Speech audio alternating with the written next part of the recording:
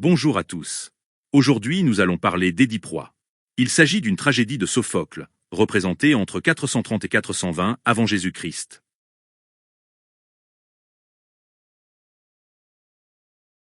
Édipe demande au grand prêtre la raison du rassemblement et du désordre qui règne dans la ville. Le grand prêtre lui révèle que la ville est en train d'être ravagée et dépeuplée à cause de la peste. Édipe a, dans le passé, réussi un exploit en vainquant le Sphinx, ce qui a libéré Thèbes. Le grand prêtre souhaite qu'Édipe trouve les remèdes aux maux de la population et qu'il relève la ville.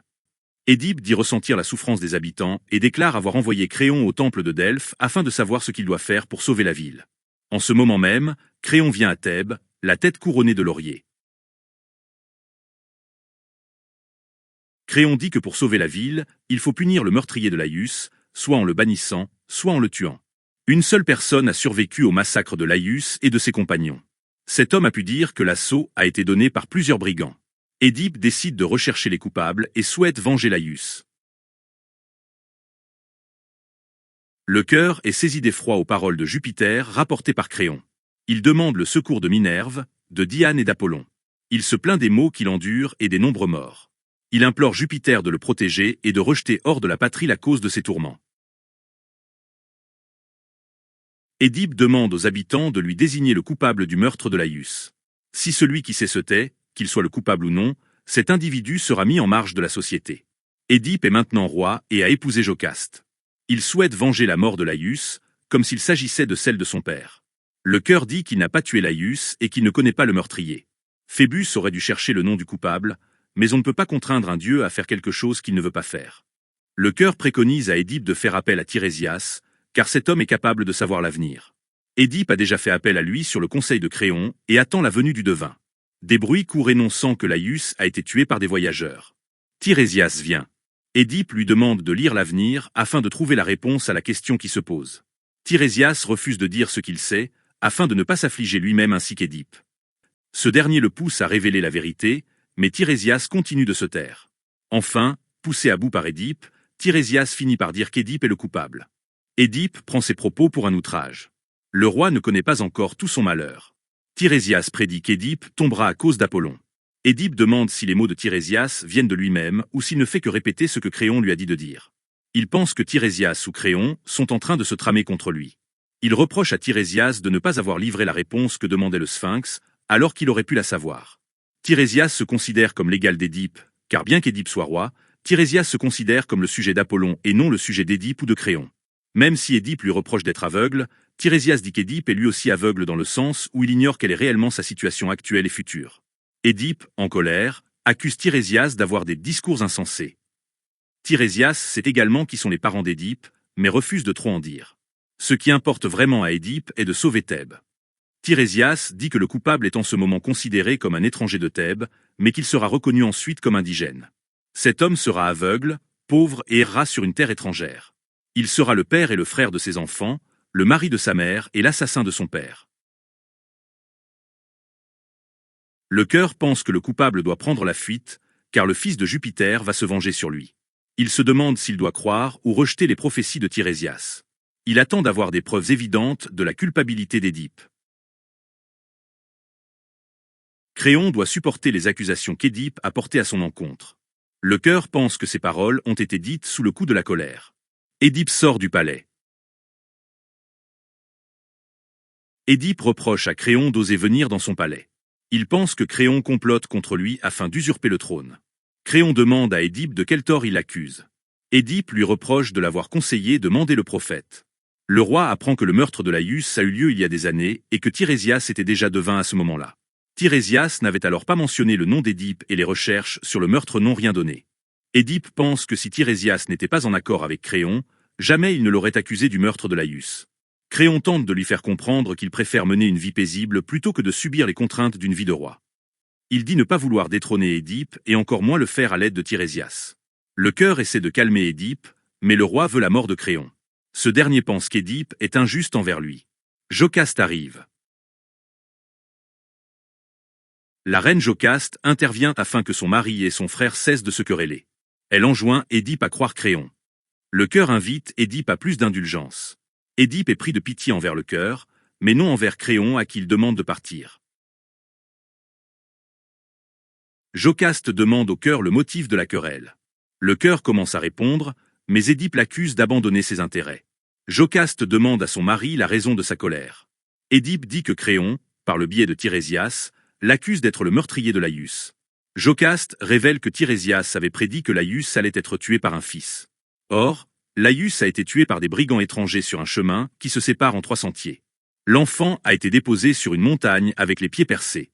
Jocaste pense que la prédiction d'Apollon ne s'est pas réalisée. En apprenant le fait que Laïus ait été tué sur un chemin qui se partage en 3 sentiers, Édipe ressent un trouble. Le roi apprend également que Laïus a été tué en Phocide, peu avant qu'Édipe devienne roi. À la demande d'Édipe, Jocaste donne une description physique de Laïus et décrit de quelle manière était accompagné son ancien mari. Le malaise d'Édipe augmente, mais il ne dit rien à sa femme. Le seul survivant de l'attaque a été envoyé à la campagne, car il voulait être loin de Thèbes suite à la montée sur le trône d'Édipe. Ce dernier désire faire venir cet homme. Édipe dit être le fils de Polybe de Corinthe et de Mérope. Lors d'un festin, un homme lui a dit qu'il était un enfant supposé. À Delphes, un dieu a révélé à Édipe une série de malheurs dont le fait qu'il allait se marier à sa mère et assassiner son père. Édipe s'est éloigné de Corinthe afin que la prédiction ne se réalise pas. Il s'est trouvé sur la route qui se partage en un triple sentier. Car le conducteur du char et un vieillard l'ont poussé hors de la route, Édipe est entré en colère. Une bagarre a eu lieu et Édipe a tué le vieillard et ses compagnons. Édipe sait qu'il est l'assassin de Laïus et dit que le châtiment qu'il voulait attribuer au meurtrier s'applique à lui-même, c'est-à-dire que les Thébains doivent le chasser de leur demeure. Édipe pense ne pas pouvoir rentrer chez lui, puisqu'il veut éviter que la prophétie se réalise. Toutefois, Édipe attend la visite du survivant afin d'avoir une information essentielle. Il veut savoir si Laïus et sa troupe ont été attaqués par un groupe de brigands ou par un seul homme. Si l'attaque a été perpétrée par un seul homme, alors Édipe sera le coupable puisqu'il était seul au moment des faits. Le cœur parle de l'orgueil qui donne naissance au tyran et qui précède une chute terrible. Si les impiétés sont honorées, alors le cœur se demande s'il doit continuer d'honorer les dieux. Il demande à Jupiter d'intervenir. Jocaste fait des offrandes à Apollon afin qu'il apporte une heureuse issue aux violentes inquiétudes d'Édipe. Un messager arrive au palais et parle à Jocaste. Il annonce que Polybe est décédé et qu'Édipe doit monter sur le trône. Jocaste fait appeler Édipe. Elle remarque que la prophétie, selon laquelle Polybe devait être tué par son fils, ne s'est pas réalisée. Édipe vient et apprend que Polybe est mort de vieillesse. Il remarque que la prophétie, qui énonçait que son père devait être tué de sa main, ne s'est pas réalisée. Édipe a encore peur de partager sa couche avec sa mère, mais Jocaste lui dit qu'il s'agit d'un rêve de certains hommes et qu'il ne faut pas en tenir compte. Édipe craint tout de même que cette partie de la prédiction se réalise. Interrogé par le messager, Édipe parle à cet homme des prophéties qui l'accablent. Le messager indique à Édipe que Polybe n'était pas son père. Il dit avoir trouvé Édipe dans les montagnes, au mont Cithéron, et l'avoir donné à Polybe qui n'avait pas d'enfant. Le messager se souvient avoir détaché les liens qui traversaient les pieds d'Édipe. C'est un autre berger qui l'a remis au messager, qui était alors berger. Cet homme était un des serviteurs de Laïus. Le messager ne sait pas ce qu'il est advenu de cet individu. Le cœur pense que le berger inconnu est en réalité le survivant de l'attaque contre Laïus, qui vit à la campagne et qui a été appelé à venir au palais. Jocaste demande à Édipe de ne pas pousser ses recherches dans ce sens. Cependant, Édipe tient à connaître son passé. Jocaste quitte la scène. Le cœur prédit de grands malheurs. Édipe tient à connaître sa véritable naissance, même si elle est basse. Le cœur compte honorer le mont Cithéron avant le lendemain soir. Le berger qui a trouvé Édipe sur la montagne arrive au palais. Le messager fait comprendre au berger que l'homme qu'il a devant lui, c'est-à-dire Édipe, est l'enfant qu'il a trouvé et remis au messager. Le berger reproche au messager de ne pas se taire. Il ne veut pas révéler la vérité, mais Édipe le menace de mort s'il ne le fait pas. Édipe apprend que le berger a reçu l'enfant des mains de Jocaste qui voulait le faire périr. Jocaste, en se débarrassant de son enfant, voulait que l'oracle selon lequel l'enfant allait tuer les auteurs de ses jours ne se réalise pas. Le berger a été pris de pitié envers l'enfant et l'a remis à Polybe. Édipe comprend alors qu'il a commis un parricide et un inceste. Après avoir appris l'histoire d'Édipe, le cœur pense que les hommes ne peuvent pas accéder au bonheur. Il parle de l'ascension, puis de la chute d'Édipe. Le second messager apprend au cœur la mort de Jocaste, qui s'est pendu dans sa chambre. Après avoir décroché le corps, Édipe s'est crevé les yeux avec les agrafes de la robe de sa femme. Édipe veut maintenant s'exiler. Il fait ouvrir les portes du palais, si bien que le cœur peut voir de lui-même la scène. Édipe regrette le fait que le berger l'ait sauvé, car sans cela, il n'aurait pas fait les infamies qu'il a commises. Il pense qu'il a eu raison de se rendre aveugle et aimerait aussi être sourd, afin d'avoir une consolation à son malheur. Créon vient, il est le nouveau roi de Thèbes. Édipe demande à Créon de le chasser de cette terre. Avant de le faire, Créon préfère consulter un dieu. Édipe lui demande de faire des funérailles convenables à Jocaste et de le laisser errer sur le mont Cithéron. Il souhaite que Créon veille sur ses deux filles. Édipe entend Antigone et Ismène pleurer à ses côtés. Édipe sait que ses filles n'auront ni mari, ni enfant à cause de leurs origines infâmes. Créon donne l'ordre aux deux filles d'entrer dans le palais, mais Édipe a du mal à s'en séparer. Il demande à Créon de le chasser de cette terre, mais Créon dit que cette décision doit venir d'un dieu. La pièce commence lorsqu'Édipe apprend qu'il y a une épidémie de peste dans Thèbes, jusqu'à la découverte de la vérité par Édipe et sa décision de s'exiler de la ville. Édipe est doublement aveugle durant quasiment toute la pièce, puisqu'il pense que Polybe et Mérope sont ses parents, et puisqu'il ne comprend pas que Laïus est son père et que Jocaste est sa mère. Édipe ne connaît pas son futur, mais ne connaît pas aussi son passé. Édipe ne vit que dans le présent, et c'est peut-être pour cela qu'il est instable. Les deux seuls individus qui savaient tout depuis le début sont Tirésias et le berger. Tirésias connaissait les vrais parents d'Édipe et les infamies qu'il a commises sans le savoir, mais le devin a préféré se taire. Tirésias ne voulait même pas lui révéler qu'il était le meurtrier de Laïus. S'il l'a fait, c'est car Édipe l'a poussé à bout. Le berger sait aussi quelles sont les véritables origines d'Édipe. C'est sans doute pour cela qu'il a demandé à Jocaste de partir de Thèbes afin de s'installer à la campagne. Tout comme Tirésias, il choisit dans un premier temps de se taire. Cependant, face aux menaces d'Édipe, il prend le parti de dire ce qu'il sait. Si Édipe est aveugle, il est aussi un tyran. Lorsqu'Édipe cherche le meurtrier de Laïus, il menace le coupable d'une exclusion sociale, mais porte aussi la menace sur celui qui sait, mais ne dénonce pas. Sans le savoir, Édipe se cherche et se menace lui-même, ce qui semble ironique. Il n'est capable de voir que ce qu'il y a devant lui, mais est incapable d'introspection.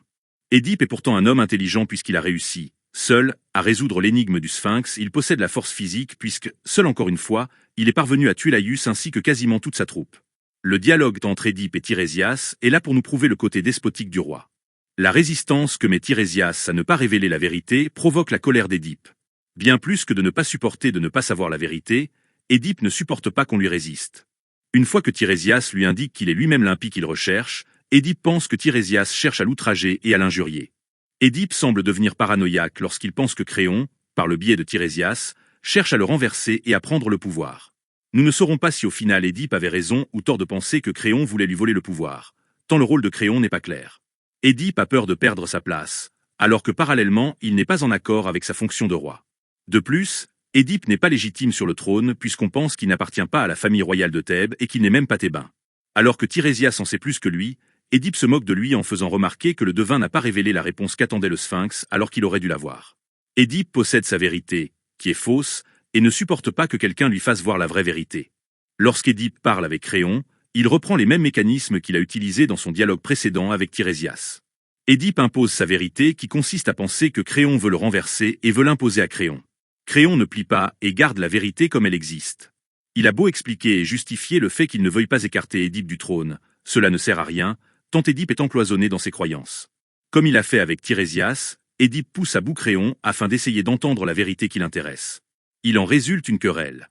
Édipe emploie des menaces et des injures sur ses adversaires. Il menace Tirésias de lui attribuer le rôle du meurtrier de Laïus et il menace Créon de le tuer. Quoi qu'il en soit, Tirésias et Créon sont de taille à affronter Édipe. En effet, Tirésias se définit comme étant le sujet d'Apollon et non d'Édipe ou de Créon. Quant à Créon, il est le frère de la reine, ce qui lui donne une certaine force. En effet, lorsque Jocaste intervient lors de la querelle entre son mari et son frère, Jocaste prend le parti de Créon. Jocaste semble être la seule personne de la pièce qui est capable de calmer et d'influencer Édipe, ce qui semble normal puisqu'il s'agit de sa mère. Cependant, cette ascendance n'aura plus de pouvoir lorsqu'Édipe voudra à tout prix connaître la vérité sur ses origines, alors que Jocaste tentera de le dissuader. Hélas, cette force n'est pas attribuée à tout le monde. Édipe a un dialogue sain envers le messager puisque celui-ci ne s'aventure sur aucun terrain dangereux. En effet, le messager vient lui apporter la nouvelle de la mort de Polybe et lui donne des informations sur ses origines qu'Édipe ne connaît pas encore. De plus, le messager répond aux multiples interrogations d'Édipe sans résistance. Lorsqu'Édipe a un dialogue avec le berger, il fait preuve d'autorité le menaçant d'utiliser la force, afin que le berger lui révèle la vérité. Le berger ressemble un temps à Tirésias dans le sens selon lequel il refuse de dire la vérité à Édipe, car il sait que celle-ci sera destructrice. Le berger ressemble également à Jocaste lorsqu'elle a tenté de détourner Édipe de la vérité, car elle l'assez nocive. Lorsque Jocaste a compris que son mari entêté allait découvrir ses véritables origines, elle quitte la pièce. Nous devinons qu'elle s'en va afin de mettre fin à ses jours, ne supportant pas de savoir la vérité ou ne supportant pas qu'Édipe sache la vérité. Au fur et à mesure de la pièce, Édipe est de moins en moins aimé de son peuple, qui finit par dire que la licence, c'est-à-dire la démesure, enfante le tyran. Même si Édipe est un despote, il est aussi un héros. En effet, Édipe a résolu l'énigme du Sphinx et a mis fin à ce problème qui terrifiait la ville. Édipe est également un héros puisqu'il cherche à sauver Thèbes de ses problèmes en envoyant Créon demander aux dieux la raison de la malédiction et aussi en voulant trouver le coupable. Même si Édipe est un tyran, il a pourtant des côtés humains. Tout d'abord, Édipe est représenté comme étant tourmenté par l'angoisse. Il a réellement un sentiment d'insécurité lorsqu'il pense qu'il est peut-être le meurtrier de Laïus et qu'il attend l'arrivée du survivant afin de savoir si Laïus et sa troupe ont été attaqués par un seul homme ou par un groupe d'individus. Jocaste le sent tellement angoissé qu'elle fait une offrande à Apollon afin qu'il apporte une issue favorable aux terreurs de son mari. Édipe quitte son rôle de tyran et redevient un homme lorsqu'il se punit lui-même en se crevant les yeux et lorsqu'il décide d'appliquer la peine qui devait tomber sur le coupable du meurtre de Laïus sur lui-même. En tant que tyran, Édipe aurait très bien pu faire en sorte de ne pas s'appliquer cette peine. Édipe est également humain lorsqu'il pense au sort de sa famille en confiant le corps de son épouse et les sorts de ses 2 filles à Créon. Lorsqu'Édipe a du mal à se faire à l'idée d'être séparé d'Antigone et d'Ismène, on sent qu'Édipe reste avant tout un humain. Créon, qui jusque-là était montré comme un personnage pacifique, devient inhumain lorsqu'il veut pousser la séparation d'Édipe avec ses filles. Elle-même s'est tuée de ses propres mains. Ce que cette mort a de douloureux vous échappe, car ce spectacle n'est pas sous vos yeux. Cependant, autant que j'en conserve le souvenir, je vous dirai les souffrances de cette infortunée. Agitée d'une sombre fureur, dès qu'elle eut franchi le seuil du palais, elle courut droit à la couche nuptiale, arrachant sa chevelure de ses 2 mains. Une fois entrée, elle ferme violemment les portes en dedans, et évoque l'ombre de Laïus, lui rappelant le souvenir de ce fils oublié, de la main duquel il devait périr lui-même, en laissant une mère qui donnerait le jour à des enfants incestueux. Elle arrose de ses larmes cette couche où, doublement malheureuse, elle eut un époux de son époux, et des enfants de son enfant. Je ne vis pas ensuite comment elle a péri, car Édipe se précipita à grands cris, ce qui nous empêcha de voir la mort de Jocaste. Mais nos regards se tournent vers lui, qui errait çà et là. Dans cet égarement, il nous demande une épée, et veut savoir où est l'épouse qui n'est pas son épouse, celle dont le sein maternel, après l'avoir portée, porta aussi ses enfants. Dans sa fureur, un dieu la lui montra, car ce ne fut aucun de nous qui étions là présents. Poussant de grands cris, et comme si quelqu'un le guidait, il s'élance contre les portes, fait sauter les battants de leurs gonds, et s'élance dans l'appartement. Là, nous voyons Jocaste, encore suspendu au lien fatal qui a terminé ses jours. À cette vue, l'infortuné rugit comme un lion et détache le lien funeste. Mais quand le corps de la malheureuse fut gisant à terre, alors on vit un affreux spectacle. Arrachant les agrafes d'or de la robe qui couvrait Jocaste, Édipe en frappe ses yeux, parce que, s'écriait-il, il n'avait vu ni ses malheurs, ni ses crimes, et que, désormais dans les ténèbres, il ne verrait plus ceux qu'il ne devait point voir, il ne reconnaîtrait plus ceux qui lui seraient doux de reconnaître. En parlant ainsi, il frappe et déchire à plusieurs reprises ses paupières. En même temps ses yeux ensanglantés arrosaient son visage, et ce n'était pas seulement des gouttes qui s'en échappaient, mais c'était une pluie noire et comme une grêle de sang. Tels sont les mots communs à l'un et à l'autre. C'est ainsi que l'époux et la femme confondirent leur infortune. Heureux autrefois, ils jouissaient d'un bonheur mérité. Mais aujourd'hui, les gémissements, le désespoir, l'opprobre et la mort, aucune espèce de malheur n'y manque.